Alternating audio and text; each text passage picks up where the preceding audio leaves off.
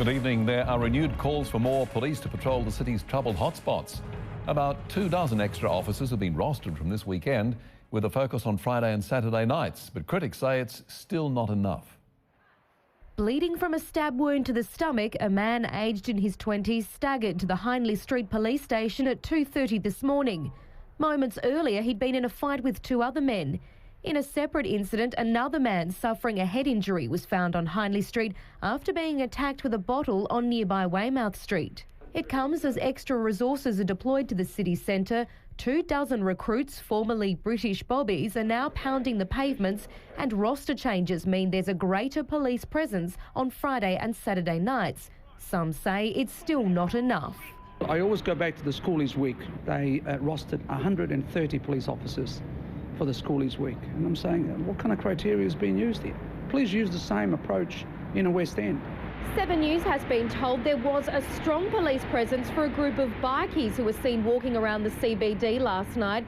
About a dozen plainclothes and uniformed officers tracked their every move.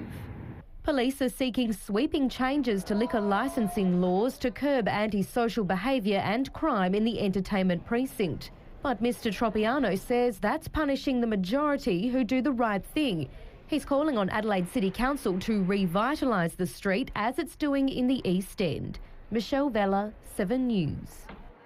SANFL club Woodville West Torrens has spoken out about a wild brawl involving a senior league player and rival fans yesterday.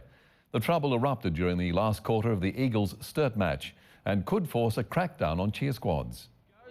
The heated clashes marred a day when Woodville West Torrens was honouring past legends including Malcolm Blight and Bob Hank. There was a verbal altercation between some Sturt supporters and a couple of our supporters, which has led to a scuffle in which one of our players was involved. That player was injured midfielder Lee Treby, captured on camera scuffling with a Sturt supporter before security guards intervened.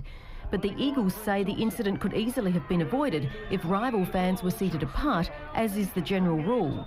Mr Davies says it was unfortunate the two cheer squads were positioned side by side and that in the future the club will ensure that rival supporters are separated. Yesterday we found both supporter groups at the one end, which has probably led to this unfortunate situation. It might be something that we need to look at in the future. The SANFL is conducting an investigation into the fight. Security staff have interviewed Treby as well as supporters from both clubs. Woodville West Torrens says it will await the outcome of the inquiry but hasn't ruled out imposing its own sanctions on Treby. To have a player involved is obviously disappointing. We don't shy away from the fact that it's an incident that we need to address. Deanna Williams, 7 News. Major crash investigators have flown to the state's far west after a member of the public came across a double fatality 300 kilometres from Ceduna. Both victims are women. Police say their vehicle rolled on a road leading to a popular whale viewing area. Their deaths take the state's road toll to 71.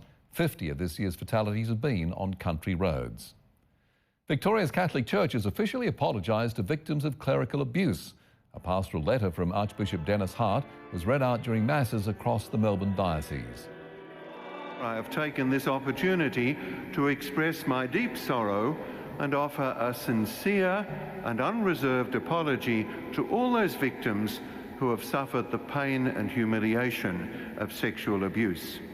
Victims made their presence felt outside the cathedral, many complaining the apology doesn't go far enough.